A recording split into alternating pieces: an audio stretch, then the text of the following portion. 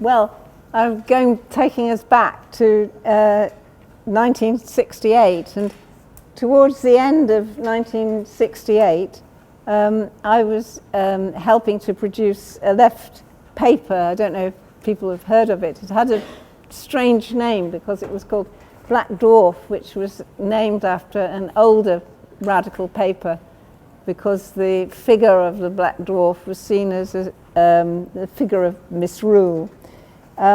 Anyway, I wrote an article about the position of women within the left at the time in that paper, and I remember feeling at the time I must draw on my experience, what I'd seen. I mustn't draw on what I'd read so much, and so it came out like a boof.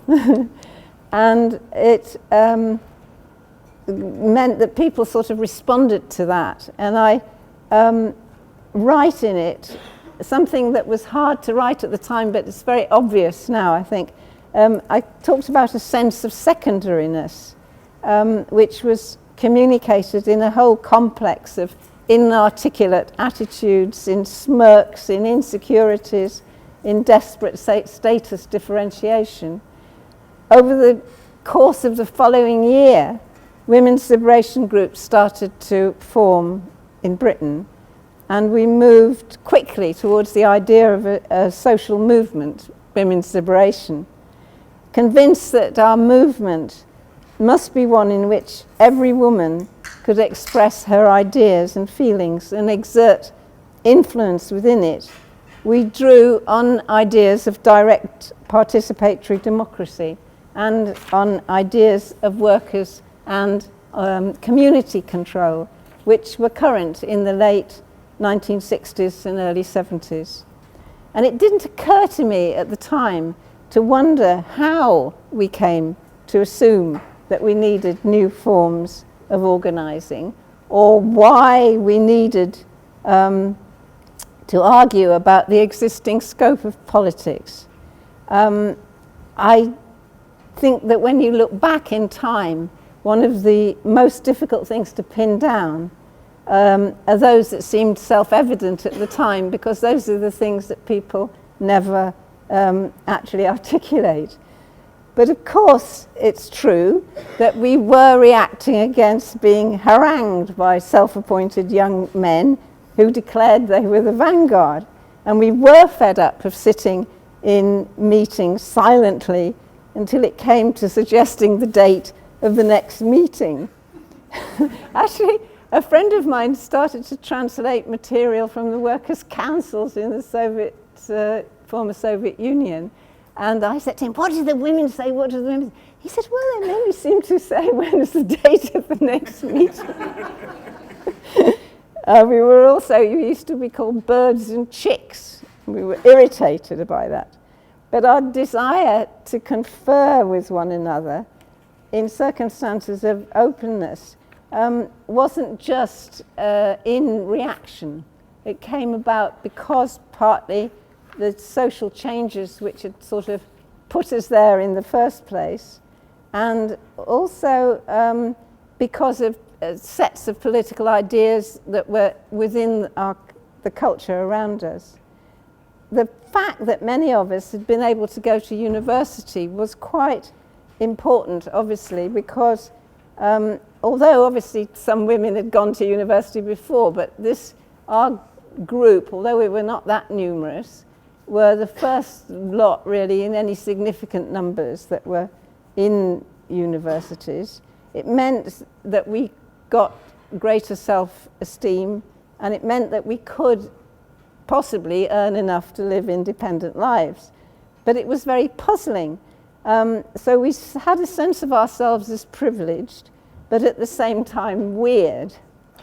I came from Leeds, and I remember meeting a boyfriend of a friend from Halifax who said to me when I was at school that I was one off. And I said, I don't know, what does that mean? And he said, it's what they use to describe products on the assembly line that are faulty, so they have to be taken off. And I thought, well, there was this feeling that we didn't fit in. And I think that's always a trigger for reflection. There were signals of rebellion, though, in the dissident culture that surrounded us when we were growing up. People were talking about the importance of releasing suppressed voices, and there was also a value that was being put on experiential knowing. And we listened to folk music, we listened to the blues, we read about angry young men and lonely long-distance runners, and we transposed ourselves, even though as women we were also marginal, and so that there was that kind of split. Then there were radical movements and networks where extending representative democracy was being raised during the first half of the 1960s. Quite a few women who got involved in the early women's liberation groups had been active already in the movement, the campaign for nuclear disarmament. And on the Aldermaston March in 1963, I don't know if people have heard of Peggy Duff. Peggy Duff was a formidable organizer in CND, and she was quite tiny and quite round. And she said, you know, march us straight on for lunch through this loudspeaker. And I remember thinking, how despicable that she thinks she can bribe us with food. We carried on to about 1,000 of us to a regional seat of government in the woods in Reading, because we had heard from a group called Spice for Peace through the Direct Action, Non-Violent Direct Action Committee of 100, that they were being used to preserve important people in the event of a nuclear war.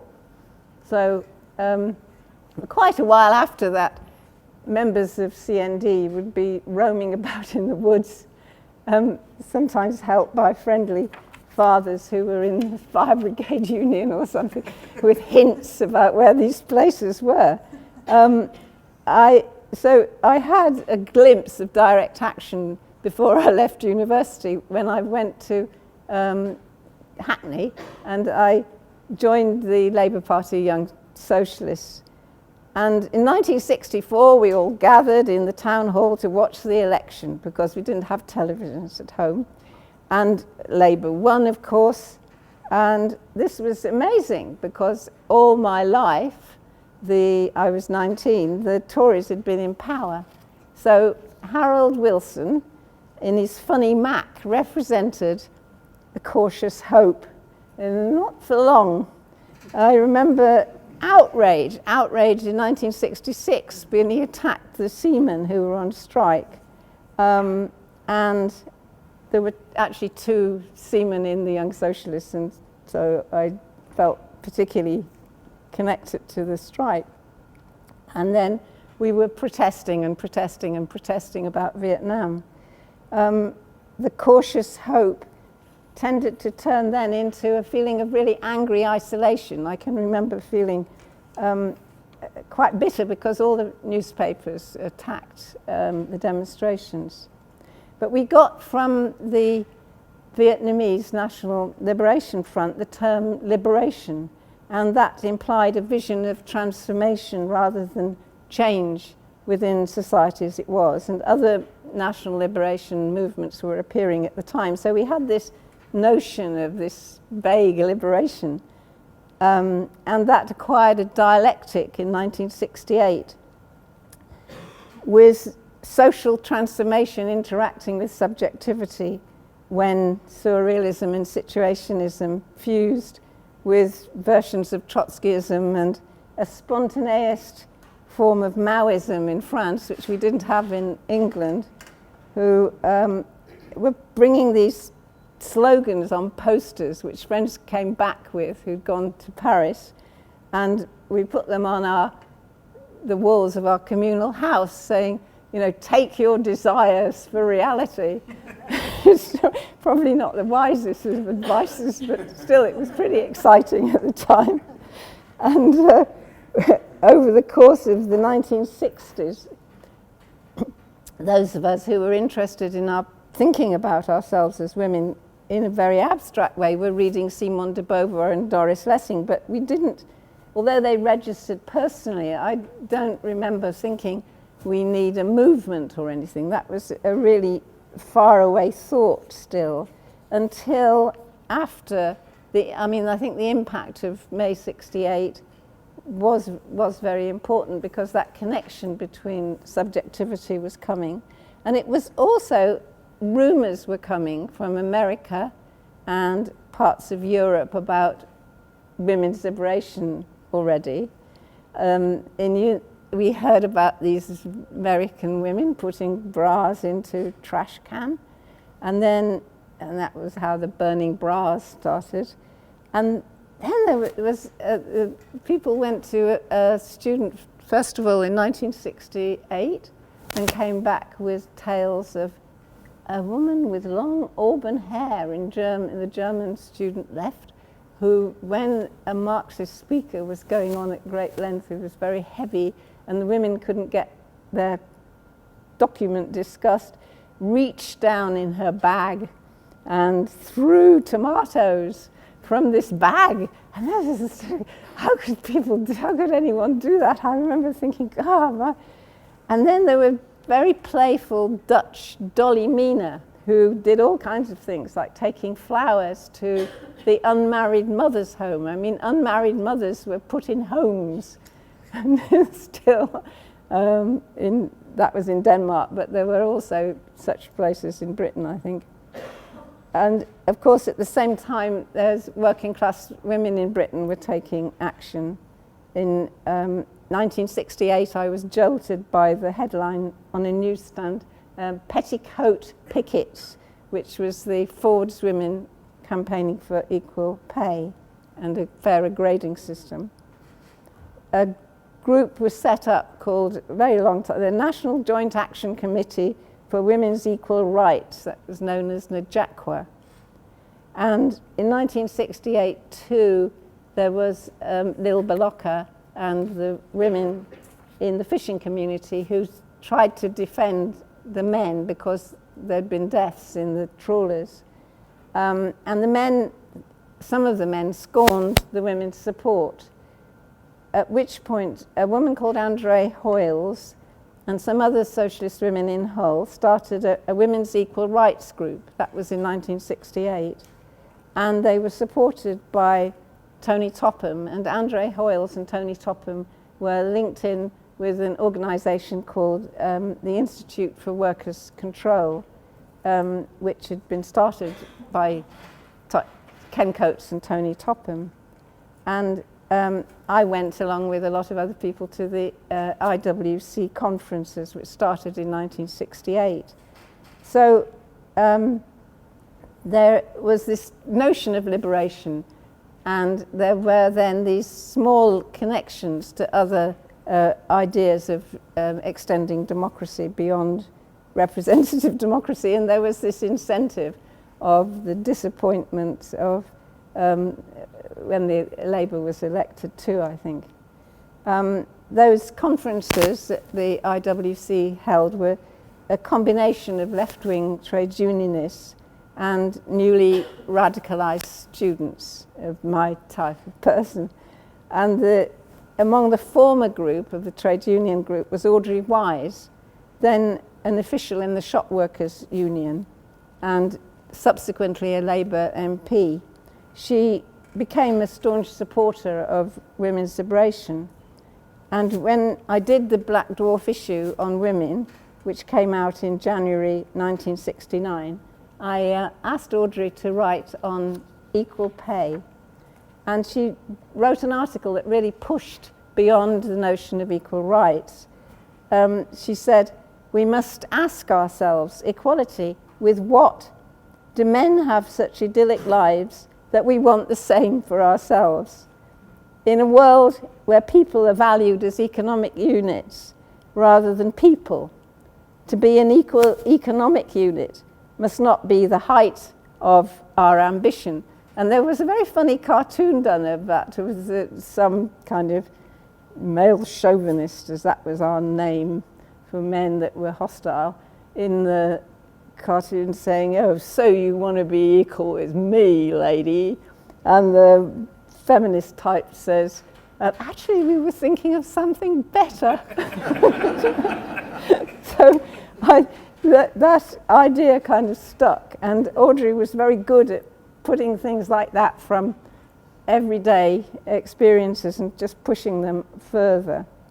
Tony Topham contributed an article on Lil Bolocka and the women in Hull, and he sent it with an accompanying letter signed "Strength to Your Arm."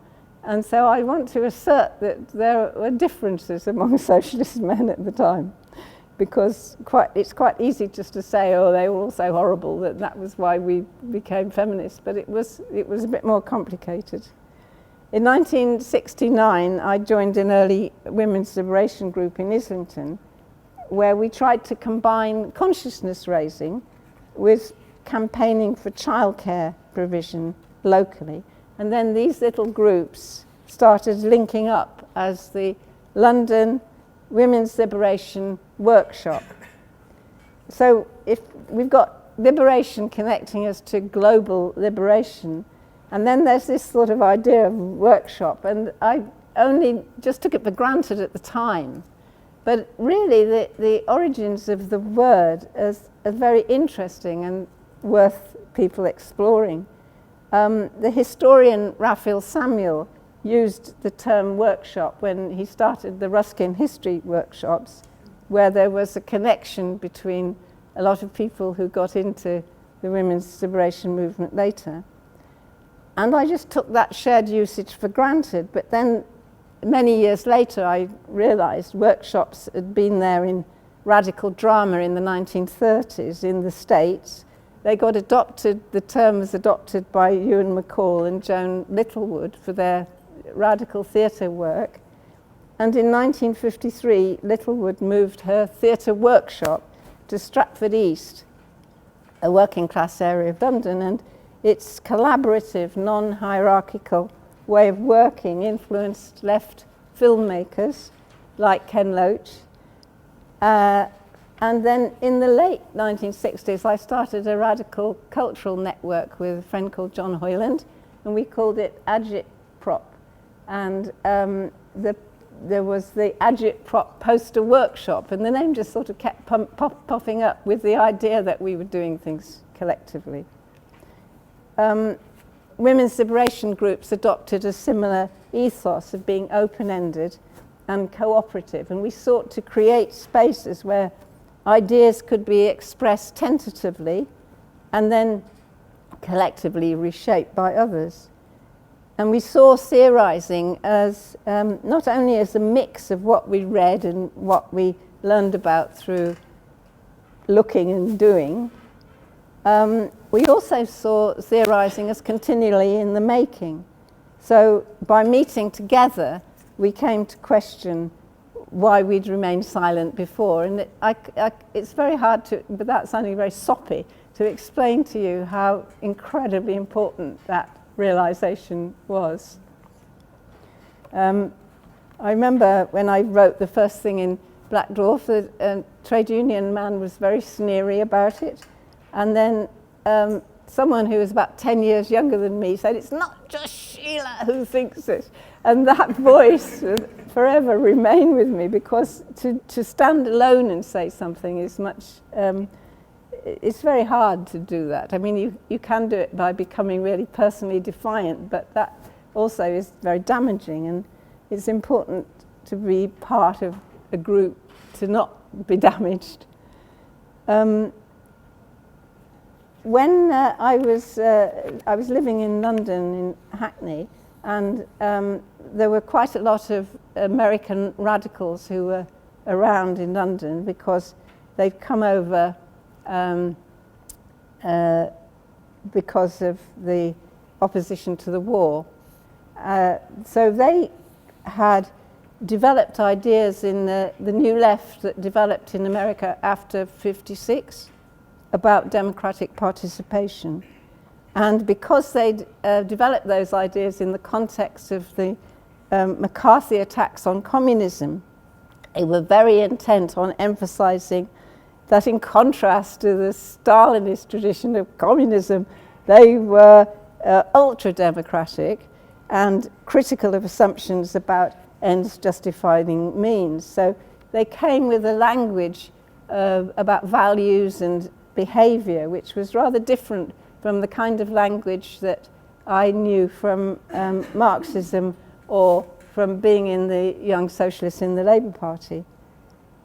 Winnie Brines, in a book called The Great Refusal, charts how these New Left ideas about organising developed between 1962 and 68.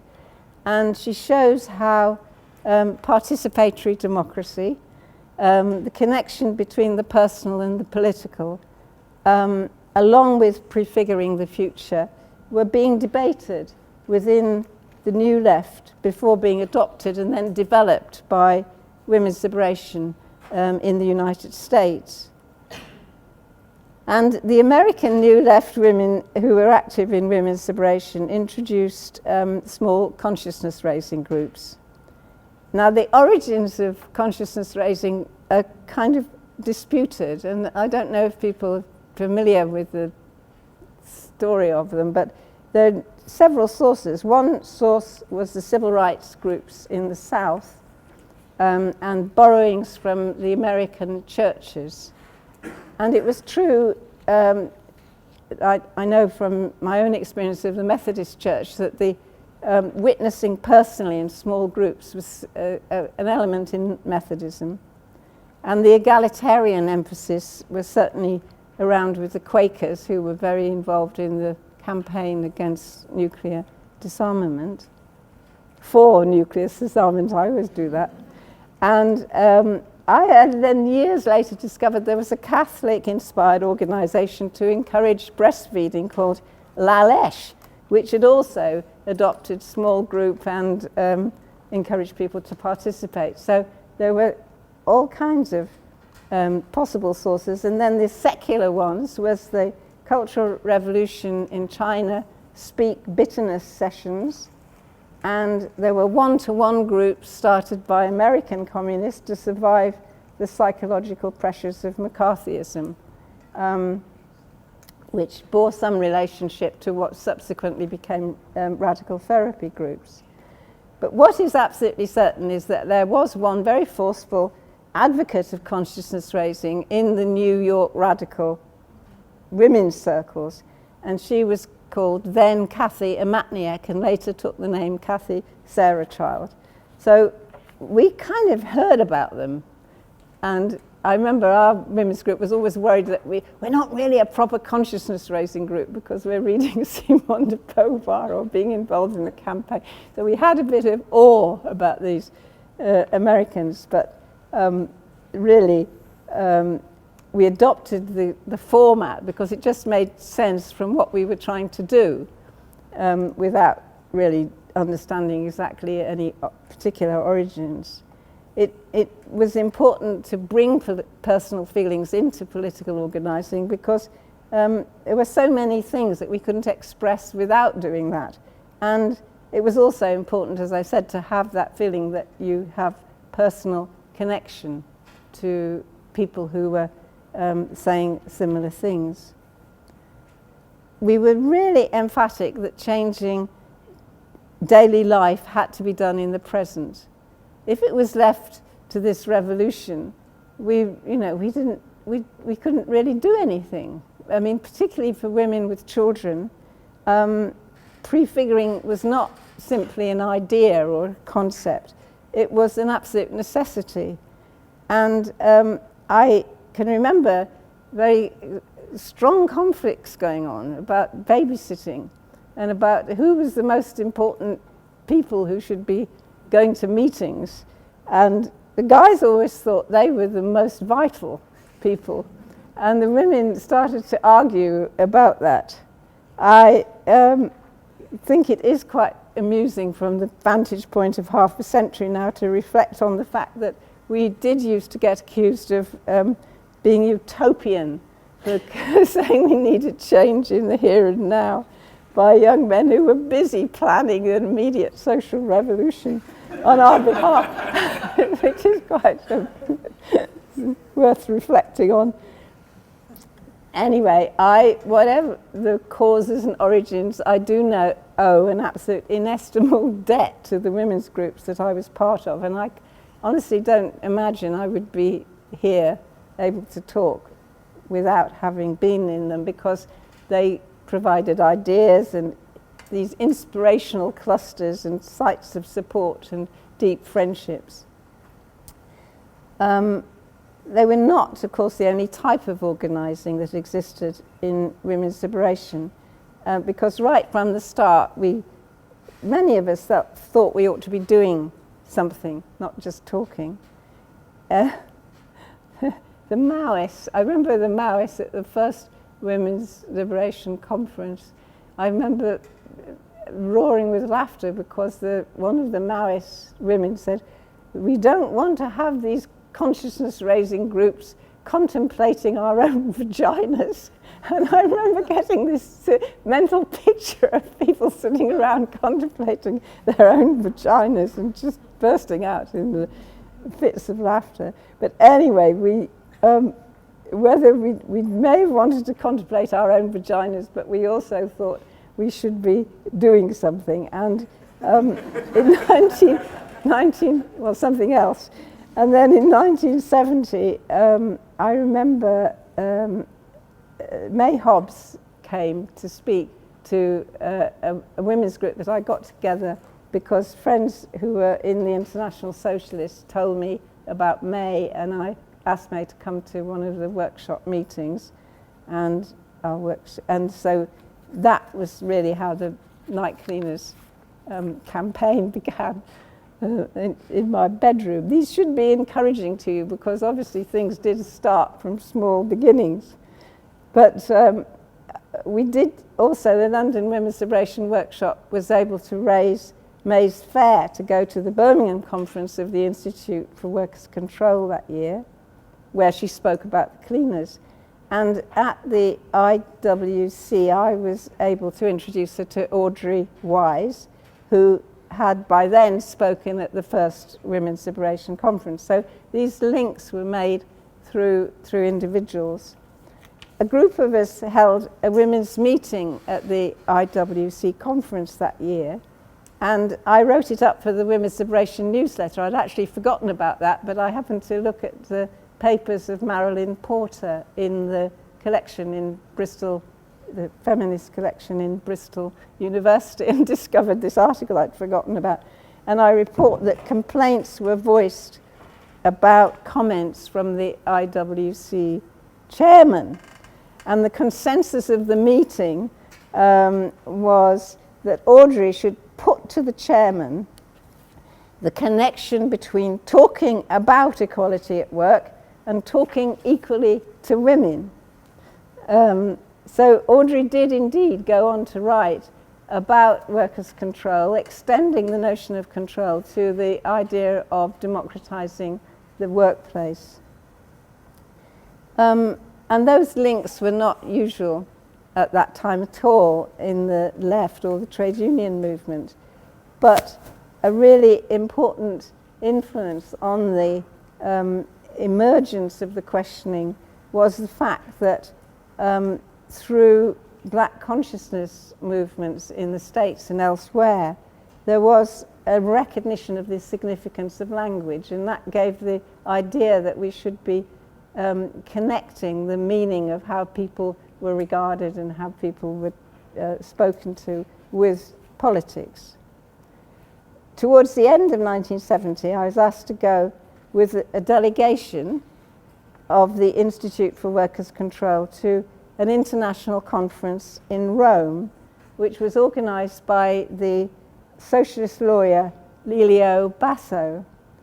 And I surveyed an absolutely enormous gathering in trepidation. Incredibly, there was no other woman in sight apart from the translators. I think they might have been beginning the women's liberation movement in Italy in some other part of Rome, I have no idea, but none of them were there. And the discussion focused exclusively on male paid work. So I stood up to stress the importance of making direct rank and file links internationally, which I'd observed through having connections with people at Ford's because of supporting the women campaigning for equal pay there. And they had just started to make those kind of grassroots international links.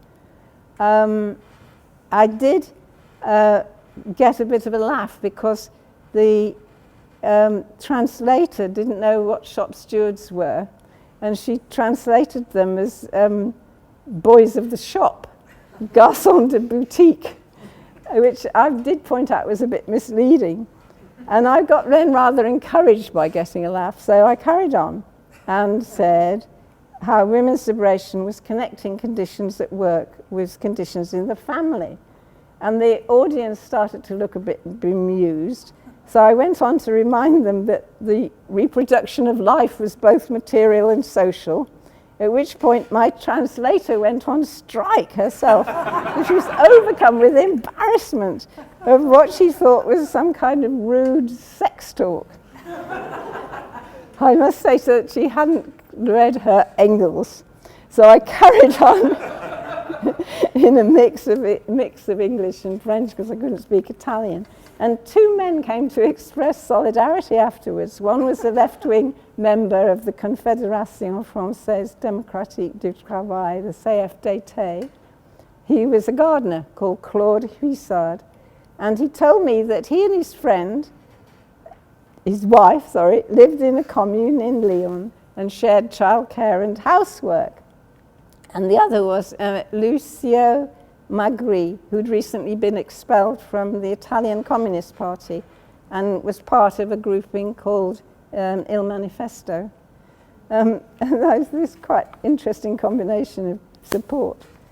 In the early 1970s, there were all these, this is like Coles to Newcastle, and telling you there were lots of occupations and work-ins in the early 70s. Well, there were, and I was aware that those were mainly in male industries, though women did take part. So, for example, at Bryant's colour printing works in 1971, and also a quite well-known example is Fakenham in Norfolk, where women leather workers took over when the factory was to be closed and formed a co-op.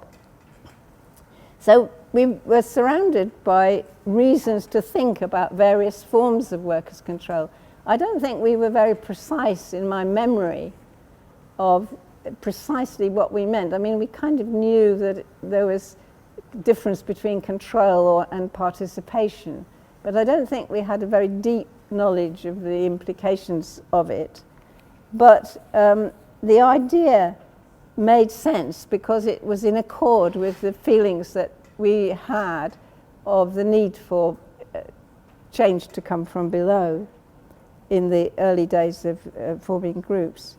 And I started reading about the history, and I learned about Nor Ablett, You Can't Have Solidarity with Sheep, and young Willie Gallagher, and J.T. Murphy, and Arthur McManus, and John S. Clark, and John McLean, and Harry McShane.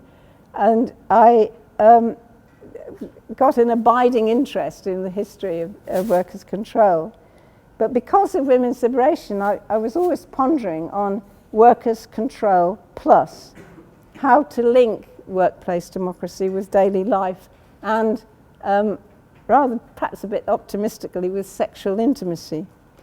After the campaign for nuclear disarmament broke up in the mid-1960s, there were a formation of lots of little community groups and projects which mixed direct action with self-help. And that, I think that those influences came through the anarchists a lot, because Colin Ward had a magazine called Anarchy, and they were raising issues like housing and homelessness and direct action. And there was also an organisation called Campaign Against Racial discrimination. There was more reforming organisations around child poverty, and although many of these movements for change were for particular reforms, they did carry notions of a wider vision of human liberation. And I think that partly was because of the influence of this non-violent direct action type of anarchism, which had links, as I later learned, back to the Spice for Peace. So those ideas that were coming from the States could mix with these ideas that we were getting from Britain.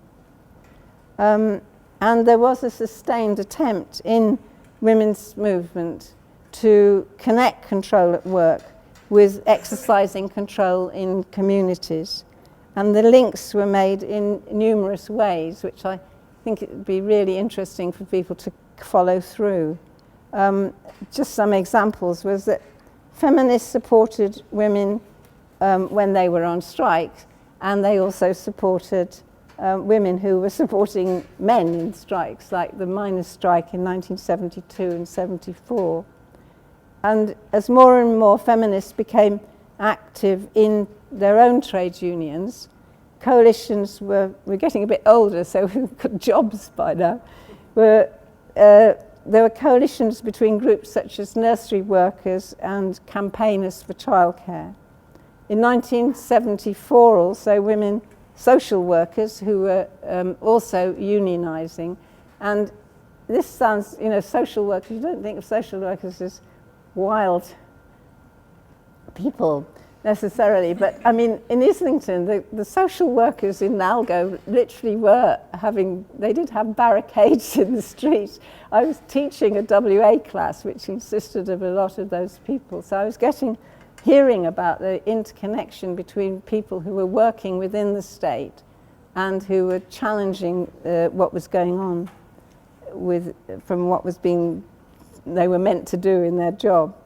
And instead of starting purely self-help groups, some women's groups started to set up community nurseries, which had, the one actually that my son went to in Hackney was originally a squat, and then gradually gradually it got some funding from the state.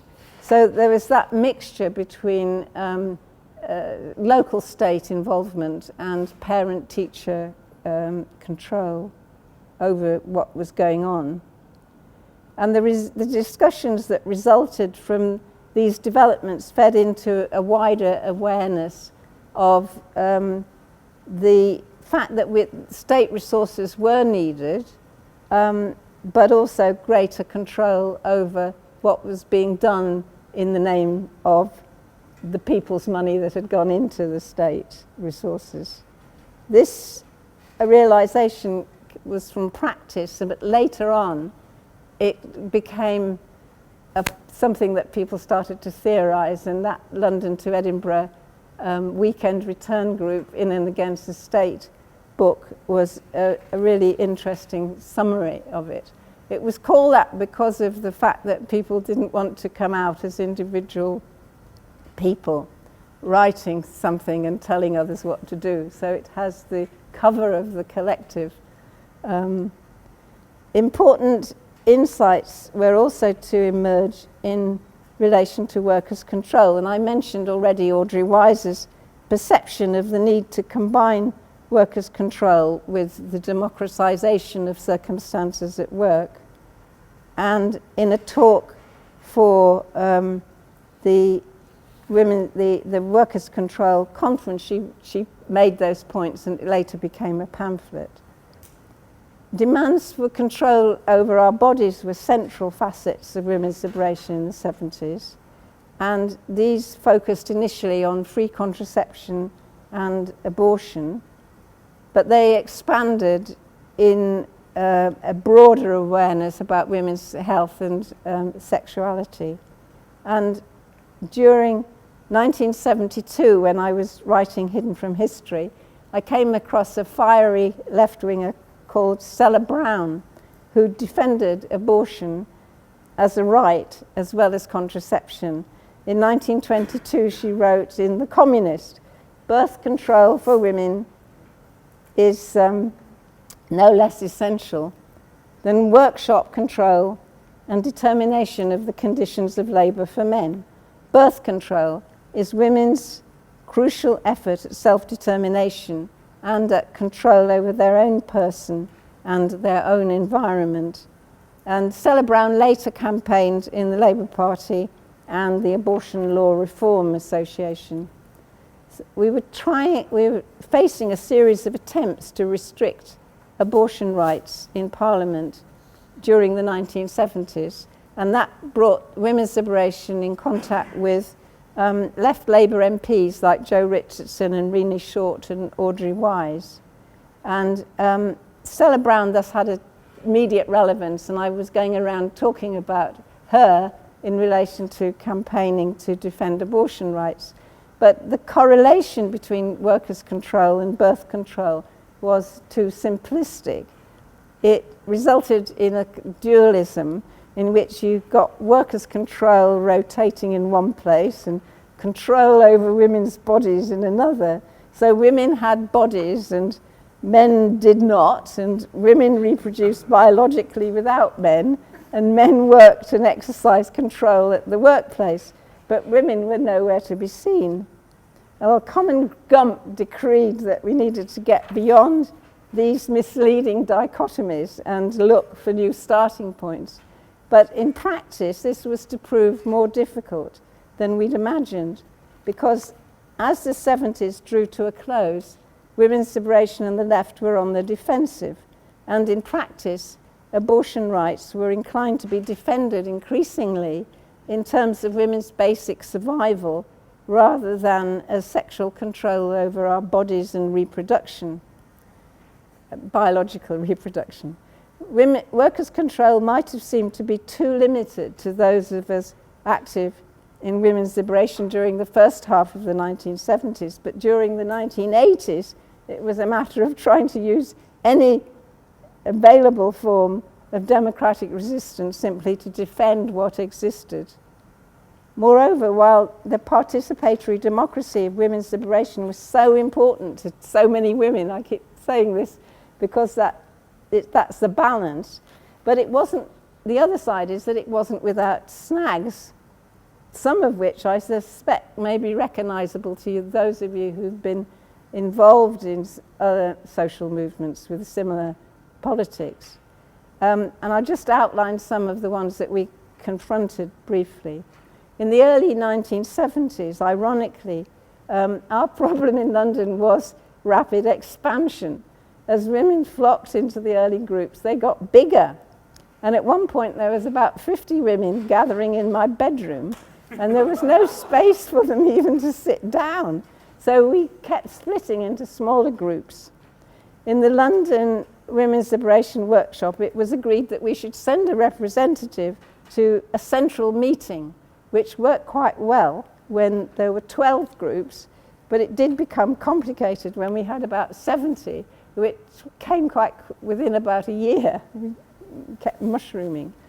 The small groups too being open and fluid and without boundaries, that was good because we could be creative and invent things, but the problem was that we had a lack of continuity in discussing anything.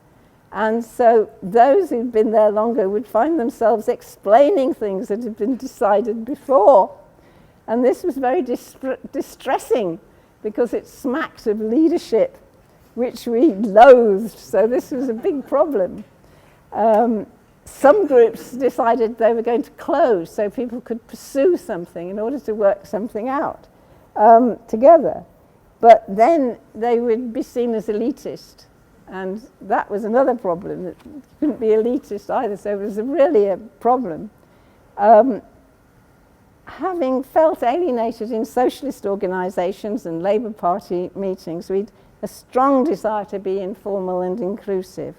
But because we dropped the formal meeting rituals of greeting new arrivals even, it could be that you might go to a new group and sit in silence and go away. And I did experience that, going with a friend who was a working class friend in Nottingham. We both went as outsiders and sat there, and no one said anything to us, and then we just came home. But the other dilemma was one that was going on in the Whitby Women's Liberation Group, which was silencers. They said, could you come and talk to us, because we've got this problem, because people won't talk. And they wouldn't talk because they thought if they spoke, they'd be seen as dominating. So there was this terrible problem of silences. In the women's group I was in, we had a very clever person who would sort of be she was very good at saying, well, shall we begin? Because we'd all been sitting there talking away, and then we didn't have this division between this is the meeting and this is the friends. So I think there were all kinds of difficulties, and we became aware that you could have a hidden leadership network through friendship even.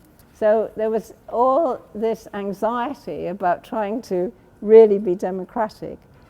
And I think that got harder as new people came in, because at first we'd just all been there and were together and there wasn't a problem. But as we didn't have a way of knowing how do you communicate to a new lot of people. When the little groups met in large conferences, you've probably heard, certainly if you've done any research on the women's movement, they could be very stormy. And it was a difficult thing indeed for somebody to chair those meetings. Catherine Hall was the person who often found everyone would she was very good at sitting there and being calm and extremely fair to everybody. But she told me afterwards that it was an absolute nightmare to her. Eventually, it was agreed that there would always be space for workshops that hadn't been previously agreed on. But even that didn't really solve it. And as disagreements actually hardened into tendencies over the course of the 70s, it gradually became very difficult to have any. The last one was in 1979, and it was actually a socialist feminist conference, and because we couldn't have the women's liberation, but there wasn't a conference, so everybody came, so it turned into a general women's liberation one. And then, of course, Margaret Thatcher gets elected, and it seems like to many of us that we needed to go and do things outwards. And I think that there was a significant shift by 1979. And it was around that time that Lynn Siegel and Hilary Wainwright and myself thought that we should try to draw together the ideas and understandings that had come out of our experiences in the women's liberation movement. And our idea was that we would then offer these to the world, which we did in Beyond the Fragments, and then other people would come along from all their experiences, and we'd sort of somehow, from the bottom up, from movements, create another version of how we could see socialism. But it didn't really work out that way, and in fact, most people ended up joining the Labour Party again, which was moving to the left in the early 80s. So the women's movement, it isn't that feminism goes, that it vanishes, but that I think there is at all. In fact, in some ways it gets stronger because it goes into institutional forms like women's studies in universities and things over the course of the next, and local government. But it goes into other places, and it isn't a coherent movement of any sense, I think, after 79. So the ideas are going into the arts and into academia and into the trade unions. And there was quite an important marker in 1978 when the trade union movement organised a march for abortion rights because feminists had been putting pressure on local union branches over a period of 7 years or so before, very intensively, and shifted this thing, the TUC. And they did do this march, which was annoying to some people because they thought the TUC shouldn't march at the front, but at least that was a marker which I think then opens up the idea that trade unions can take on issues which also affect people in their personal lives. And that did open up issues of sexuality and bodies into trade union discussions in the course of the 80s. And new women's groups start. Now, I'd always got the idea, actually, that Southall Black Sisters started in 1977, but it says everywhere that it's 1979, and my memory must be false because it seems to say 1979, but that group was interesting because it spans the lives of women in the area as well as the issues around the state and immigration. And they're looking at both these, the daily life, the practical and personal experiences of what women in the Asian community in Southall, but also the tightening of immigration laws. So over the course of the decade, just as women's liberation had drawn on new social movements that we had contact with, that preceded us, some of the ideas of the women's movement do go on in other forms. And I just want to end by sketching the threads through 3 women, very briefly, who were socialist feminist women who were influenced by workers' control and direct forms of participatory democracy, and who took those then into new contexts. So that was the other side, not only are the ideas coming from earlier social movements into the women's movement, but as the women's movement itself changes its shape, individuals are taking all these ideas out into lots of different contexts. One is Hilary Wainwright, other one is Jane Barker, and the other one is Ursula Hughes.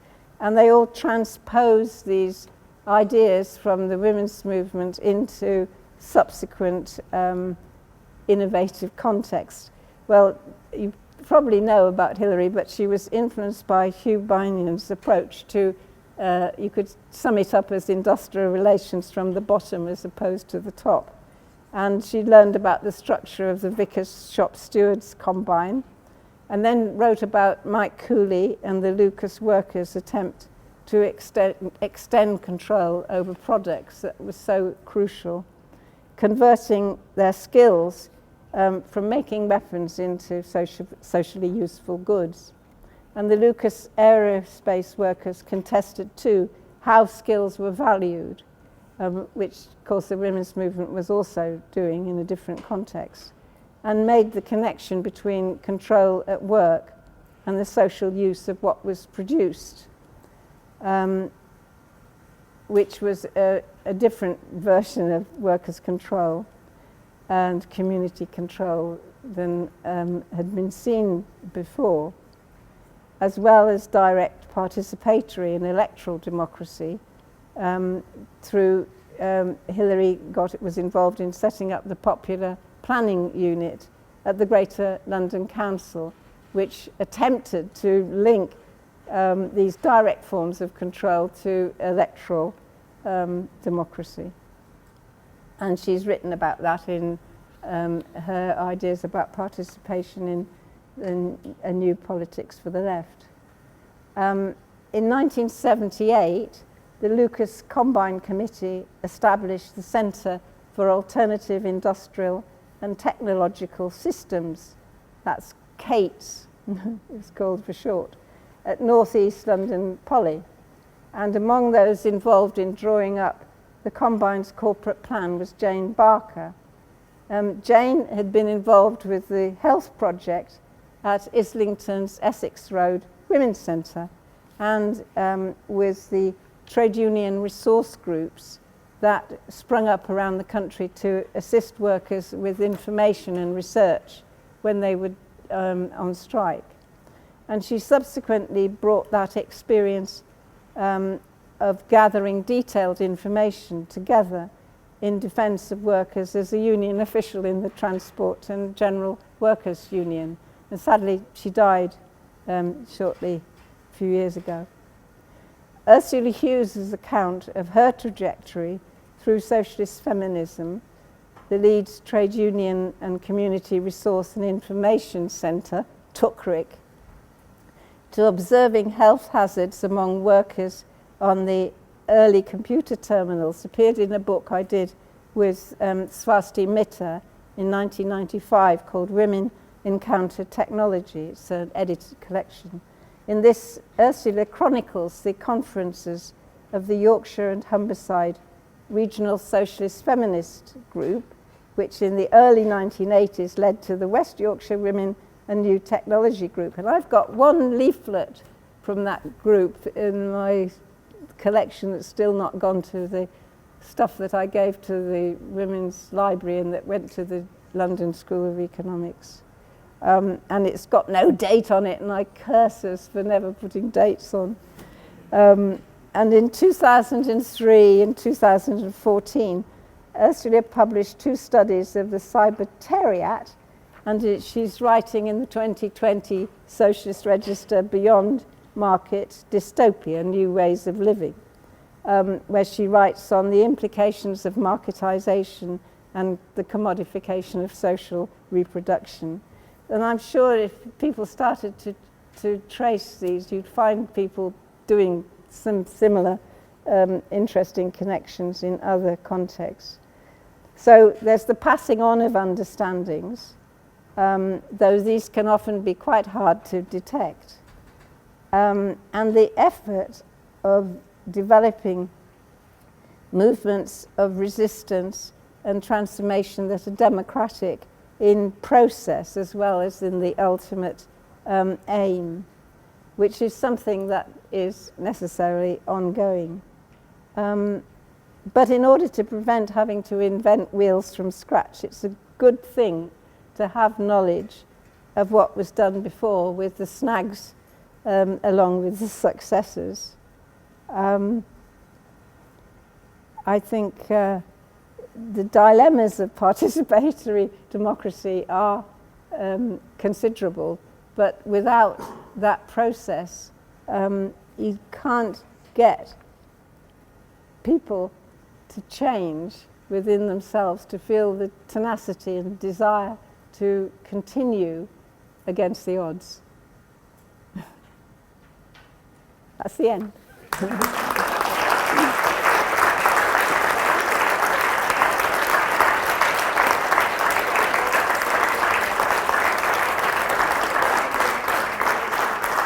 I hope it wasn't too long. That was great. Thanks, Sheila. So I'll open up for questions now.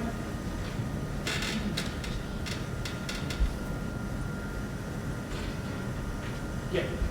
Me? Yeah. All right. My question is about a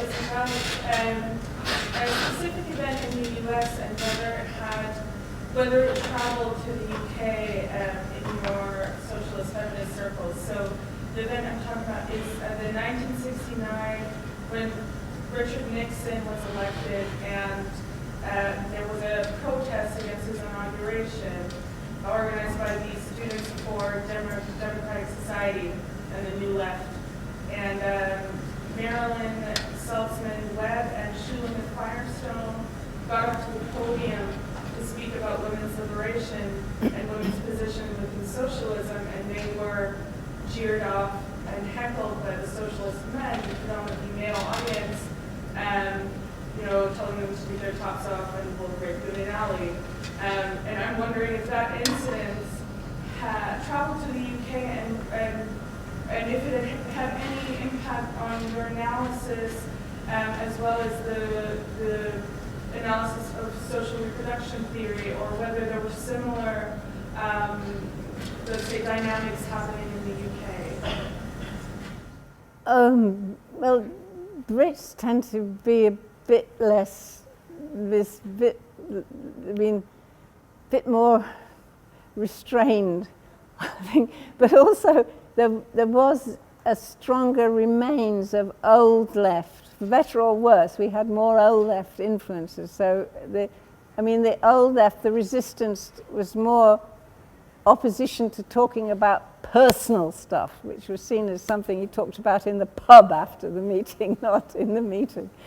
And I don't think that there was such extreme things. Those rumors on stories, they came as verbal stories over to us about all these things that were happening, but it took a while before they came through. And I didn't really learn in detail until about 1973-74, when I was in active contact with people who'd been in the New York Radical Women's Group with Sheila Firestone, about what happened to her. Thanks so much, Sheila. I have two questions. The first one is about the notions of the fractures of word control. And I think you said at some point that actually it was not obvious what that would mean, and there were questions around what it actually meant, what the consequences were, what the idea was, what the practice of word control would be. And there are similar discussions, of course, in other countries about word control in this theory and what it actually means and how we can practice it. And so there's very interesting kind of analysis or scholarship about this. In the case of West Germany, where also it was a big discussion in the 60s and 70s. So there's an argument, specifically for West Germany, but I think to some degree also more globally, which says that workers' control became the notion that something kind of was close to self-management in the workplace, and then that throughout the 70s and 80s became co-management, the notion of co-management, and that there's an argument that at least in the West German case, this was co-opted, the notion of co-management was co-opted by much more moderate forces, by the Social Democrats and by the large unions, and actually it's quite easily co-opted also by neoliberalism. I'm simplifying, but I'm sure you know the arguments. So I wonder whether you could comment on that, and whether there was any notion of that, that sort of any discussion that you were part of in the 70s and 80s around that. Yes, when Judy Wiseman wrote her book Women in Control about the Fakenham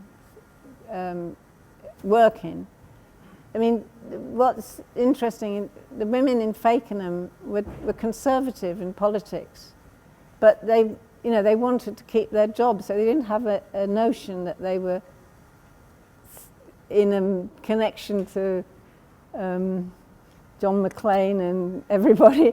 They wanted to carry on working, and when they took over, they wanted to also share their skills. So they did have this. There was a kind of participatory democracy at work within their working, but they didn't see it as a challenge to capital or anything. And I'm sure that the management theorists could see, oh, well, great, people work their guts out, because they believe in something, and people do. And so it's not that difficult for an intelligent management theorist to come along and suggest, who wants to make things more efficient, well, we must get this sense of this participation and all this stuff.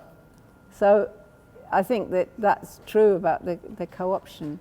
But there's a bit of a difference, because some people, like the Fakenham women, would be just doing it, and then finding creativity that they hadn't had, because they could start making bags instead of shoes, and it's a continuing argument about co-ops, because co-ops often end up paying not too well, and so there's a kind of people who would be very dismissive of them would say, well, this is a self-exploitation.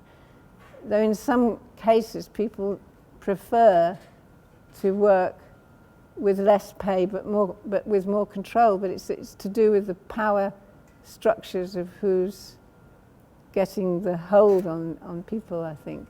I wanted to just ask about how you're speaking a lot about like kind of the links and almost the movement, like which has also happened a lot in social movements for academics and people and middle class people kind of being almost at the top of movements. And like, I was wanting to speak about, like, for example, the climate movement at the moment and how it's like obviously one of the most important issues of our time.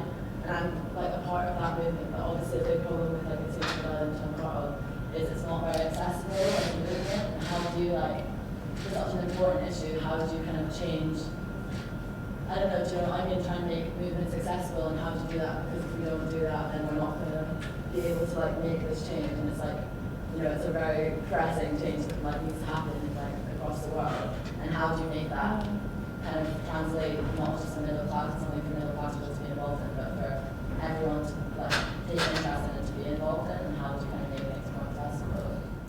Well, my experience is, and I said this in the seminar earlier, was that we would be always leafleting and going out to try and recruit people and things. And I can remember we were campaigning to have family allowances paid. Some people wanted it to be paid to the woman, and others said, no, it should be the person who's mainly responsible for the child, which would have been the woman. Because the Heath government was taking away direct cash payments to the person who was looking after the child and going to put them on to the men's tax. And we were campaigning against that. And I remember our women's group gave out, I think, 1,000 leaflets that we sort of duplicated in an old duplicating thing. And one working class woman arrived to the meeting, and she wanted to talk about her divorce because she was in the States, so she was worried about her, her problems. And I remember everyone in our group was so depressed, and they said, I don't think we should do this anymore. And I was sort of used to it because I'd been in the Young Socialists in the Labour Party, and we were constantly leafleting, and hardly anyone would come. Or if anyone did come who was like, looked like some youth from Hackney, what happened? They listened to all these people talking about workers' state and this and that, and they never came back, and it was really terrible. But I think that people get involved often if they're very busy because they get involved in a campaign or in some kind of community project. And then they get to know people, and when they get to know people by doing things together, then the connections can be made. But it's really hard to just approach people cold, I think. I mean, sometimes it works, and it can be worth it because, somebody bumps into people. I think so much is to do whether you feel like the people are people you want to be connected to and be able to feel at ease with. And it can be quite unnerving to go to a group absolutely cold without knowing anyone or having any previous connection.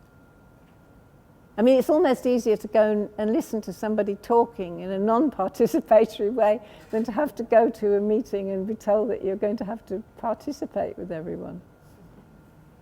So I don't have the answer.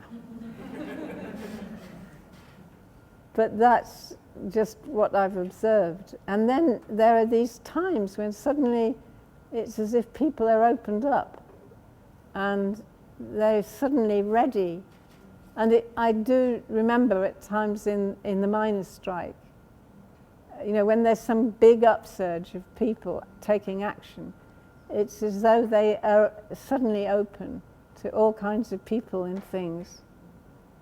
And, the really classic example is the miners in the miners' strike, particularly in attitude to gays and lesbians. When my son was little, in the 1984 strike, I went to stay in Wales, and Margaret, who was involved in had been involved in CND, and she is in the Pride film as a sort of bit part. But she was really more political person than comes out from there, because she'd also been to Greenham because she was involved in CND. And her husband, Di, was involved in the strike.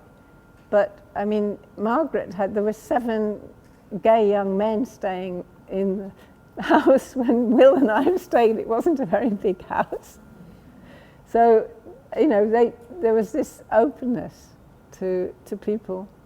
And I remember a group of very lost-looking miners' wives who came to Hackney, drifting about, and they later said that they'd been greeted by people in Hackney, and they were completely knocked out by this. So those times, I do remember those connections and times and things, but it's really hard when people are in their normal frame of mind, or when they've clamped up because of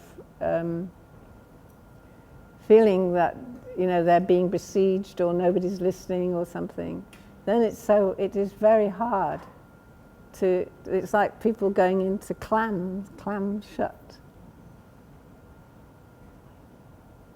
But it does, people do change.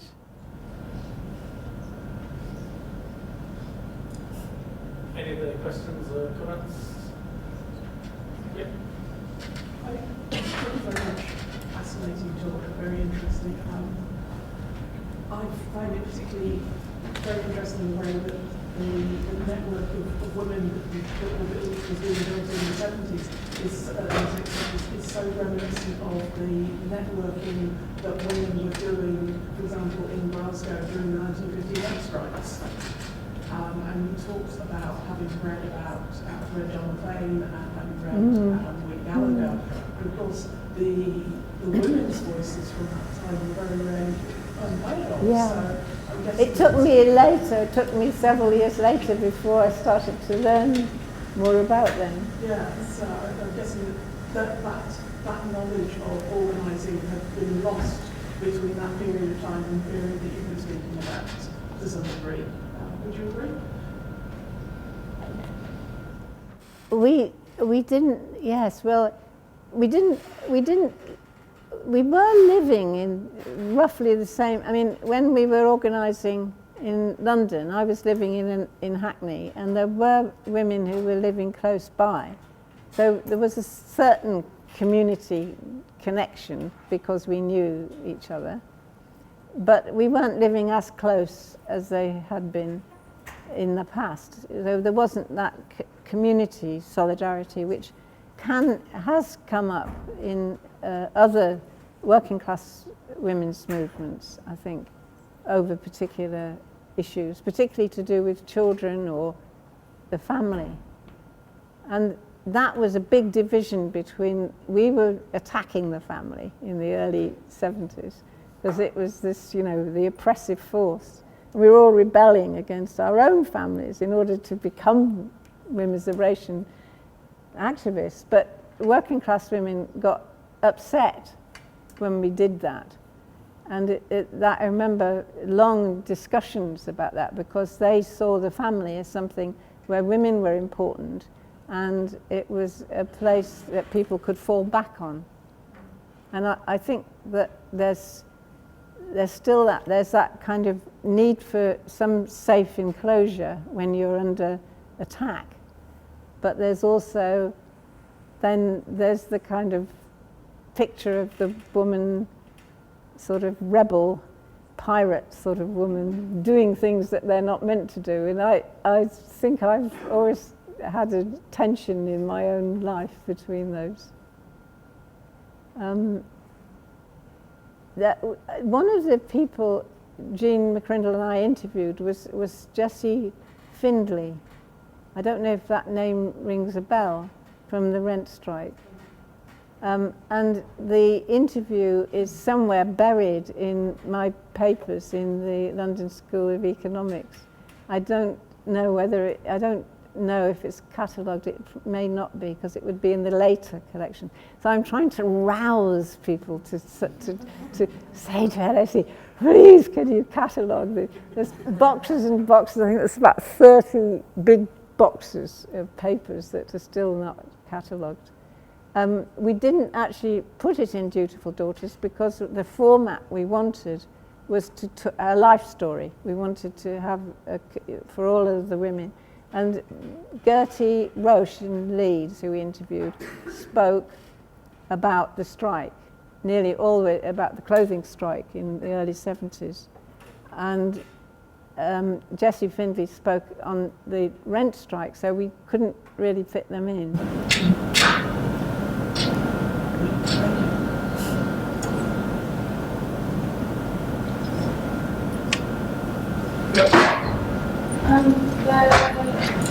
The women's liberation movement and the scholarship around it faced a lot of criticism from black feminists for either not being adequately included or also not pursuing perhaps a stringent enough anti-racist spirit in the movement. And I wonder how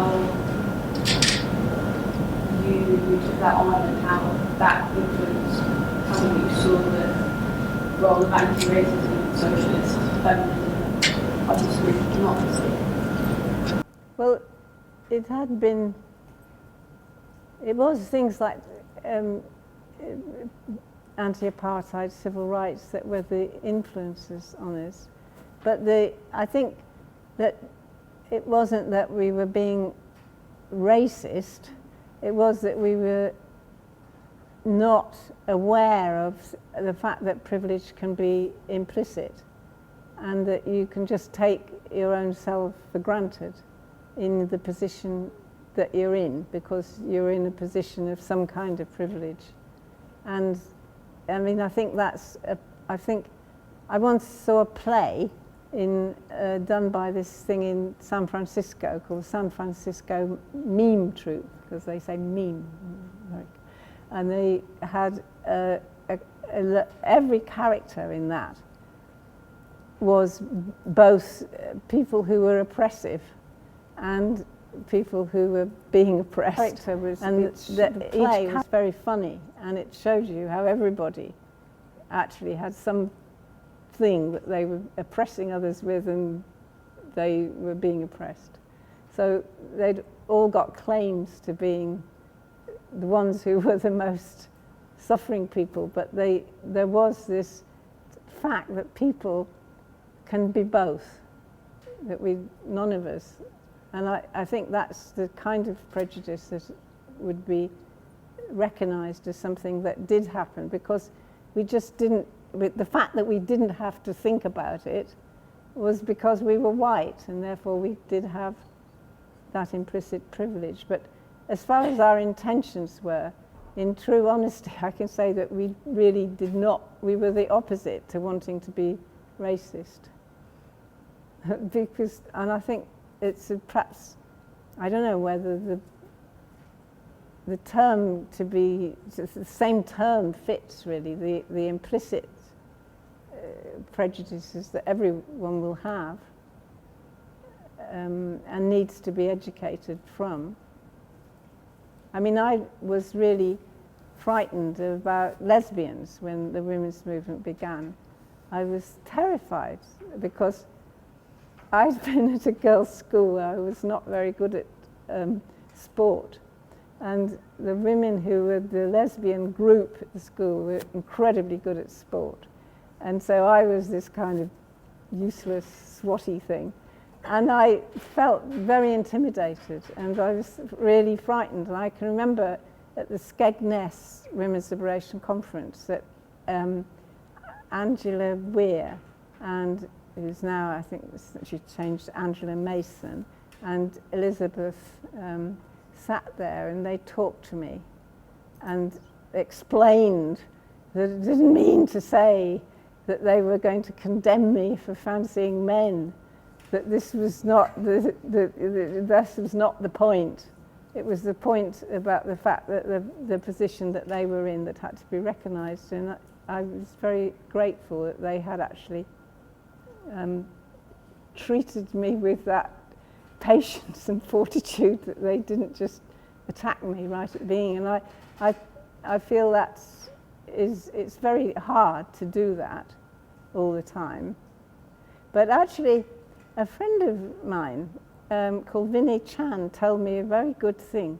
He said when men, the thing to do is when he'd been at a comprehensive school as an Asian young boy, and he said to me, what you have to do is you've got to throw it back when the guys attack you in meetings. You've got to throw it back with a joke.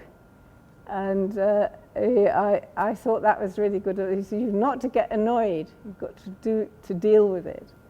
And so I always remembered Vinny in the early times when I used to have to go around arguing about women's liberation, people attacking them.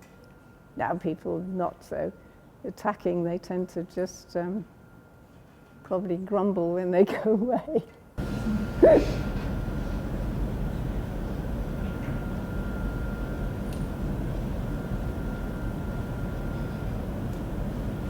Just a kind of quick, was Sheila James involved in the IWC conferences? I don't remember. The first time I saw Selma, I didn't know her, so I may not have noticed her. But she was, I remember seeing this woman who was listening like this when I was speaking at the first Women's Liberation Conference in 1970. That was the first time I worked out who she was. But I think I'd been to a meeting on race in which Selma had spoken. Before then. Any final comments, thoughts? Yep. What advice would you have for future socialist feminists?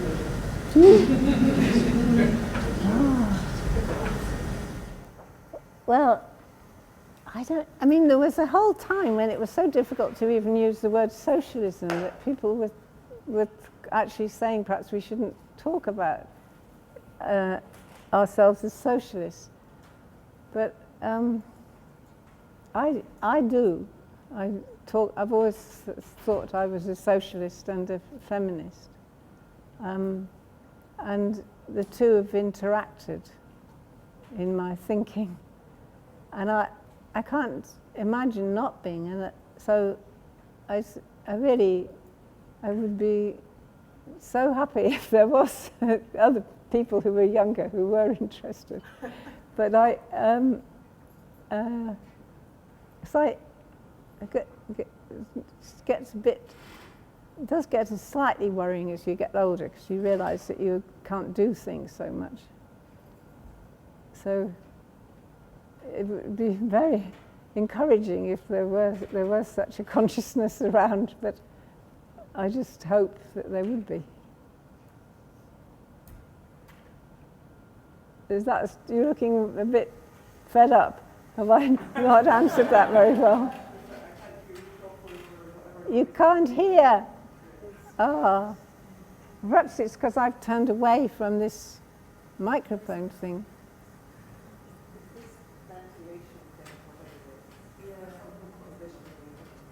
Anyway, I would like there to be.